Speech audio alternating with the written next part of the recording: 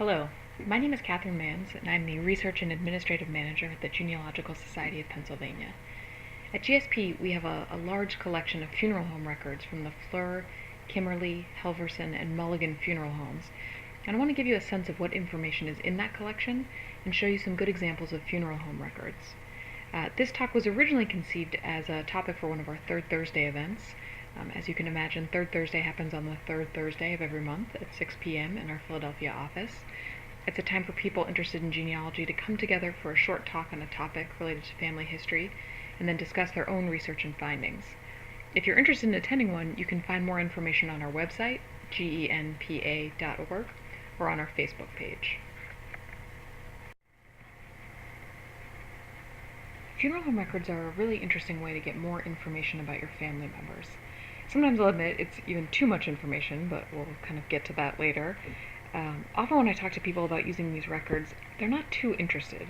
They might already know when a relative died or where he's buried, or maybe they have a copy of his death certificate, and they just feel like they've gotten as much information about his death as they need. That might be true, but you might be surprised at the information that you can find in a funeral home record. First, they're a wealth of biographical and genealogical information. You can find the person's birth date, death date, cause of death, spouse's name, address, etc. Second, they give you a greater sense of the person's life, and yes, death, than a simple death certificate or a picture of a headstone on Find a Grave, because they're often a more emotional and also more detailed record of how people mourn someone. Third, because there are so many stories of cemeteries being moved in the Philadelphia area, people are often looking for information about a person's original interment that's mostly lost. You know, what the cemetery was like, where their relative was buried, what the headstone looked like. A lot of times people want to know. So funeral home records can often fill in those gaps. And finally, funeral home records, like any historical records, can give you a better sense of the time period your relative lived in. There's a lot to be learned from the prices of flowers, to changes in mourning customs, to rules and regulations of the cemetery. Before we dive into these four things a little more deeply, I should tell you that the funeral home records we have really differ depending on the funeral home and depending on the cemetery the person was buried in. For the Mulligan funeral home, for example, we have boxes and boxes of deeds to plots at whichever cemetery a person chose.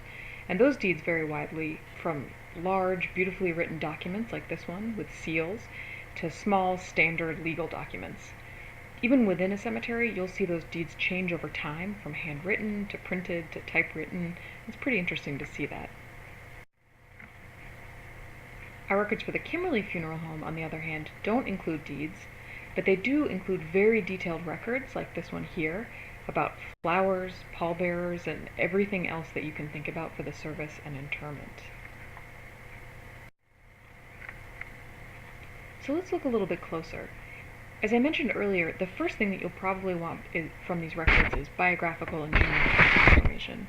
And you can see right here on this record, this is just packed full of information. This is one of our Kimmerle funeral home records. And you can see, if you get up close there, that it includes the deceased's name, his place of birth, his wife's maiden name, their address, even the clergyman's name and his address, the deceased's occupation, his birth date. Even if you take a look down towards the bottom, you can see a little sketch of the cemetery plot, and you can see that it has a little note on it that says end grave, showing where he is, where baby, 9 months, is buried. So it doesn't give us a lot more information than that, but that can be a lead to some other piece of the family.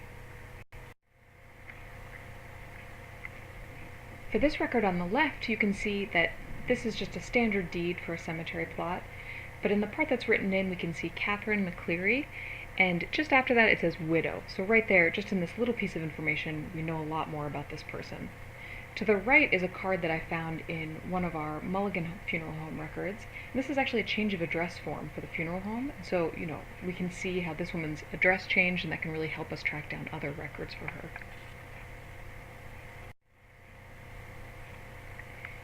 So these records can also show us a lot more information about a person's life and, as I mentioned, their death. This is the back of one of the records that gives us a little bit more information about what went on with the service. You can see that this person needed pallbearers cars, but not a flower car, so it can get kind of specific in that way. And we can find out other information about a person's life. This record on the left you can see is actually in German, so that might come as a surprise if you get this funeral home record and you can see that the cemetery record is in German. On the right we can actually see a sale of a cemetery plot, so you can see who this person knew, who their witness was, and just get a sense of what was going on there. Some of the most valuable things that we can learn from these records, in my mind, is all of the information on lost cemeteries that we can glean from them. I often get phone calls from members who are really interested in finding headstones from moved cemeteries, who are interested in finding out what a cemetery used to look like or how it was organized, and we often don't have that information. It's lost when the cemetery is moved. Here you can see that I found this record that includes a sketch of the headstone that was going to be used. It's a pretty detailed one, even saying what kind of top the headstone has, what kind of images it has, and the dates on it. So that can be really interesting to see. Some of the records even include maps. You can see this is a very big map. It's actually too big to be scanned, but it's just a section of a cemetery, and it actually includes a bird's eye sketch of the whole cemetery, so you can get a sense of it as a whole. And this person's plot that they purchased is actually highlighted there, so you can see it and find it in the future. Often when we're doing genealogical research, we can be really focused on the information that we want to know about very specific people in our family tree. And sometimes it can be helpful to kind of zoom out and think about the time period as a whole. To me, the most shocking thing about the deeds that we have is that most of them specify that they're for deceased human bodies except people of color. This is a standard phrase in the deeds of different cemeteries, so it clearly was a standard rule, which is something that's very hard for me to swallow as a person living today, but it's an important part of understanding the world that your ancestors lived in. And so going through these deeds, going through these different funeral home records can really give you a sense of what that time period was like and how it's different from today. So how do you know if we have the records that you need?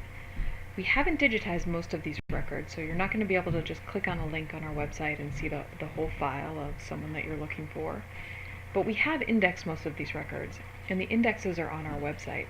So if you go to our homepage, pick the resources pull-down menu, scroll down, eventually get to funeral home records, you'll see this page, and you'll see the 4 funeral homes whose information we have. For some of these there's a typewritten index, for others there's a spreadsheet. All of these records have been OCR'd, meaning a computer program has read the documents and converted it into searchable text. But OCR technology is not always perfect, so I really recommend clicking on those indexes and scrolling through them if you don't find someone's name just by using the search box. If you get a hit, then please contact us, because we're happy to have you look at the records in person, or we can scan them and send them to you for a record pull fee.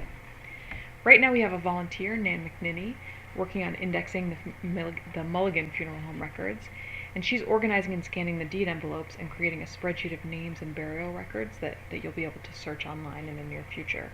And if you want access to some of these records in the meantime, feel free to contact us. I hope this has been useful information for your genealogical research. Please feel free to get in touch with us. Our website is genpa.org. You can also give us a call at 215-545-0391. And of course, you're always welcome to email me directly at catherine.nans@genpa.org. Thank you, and good luck with your research.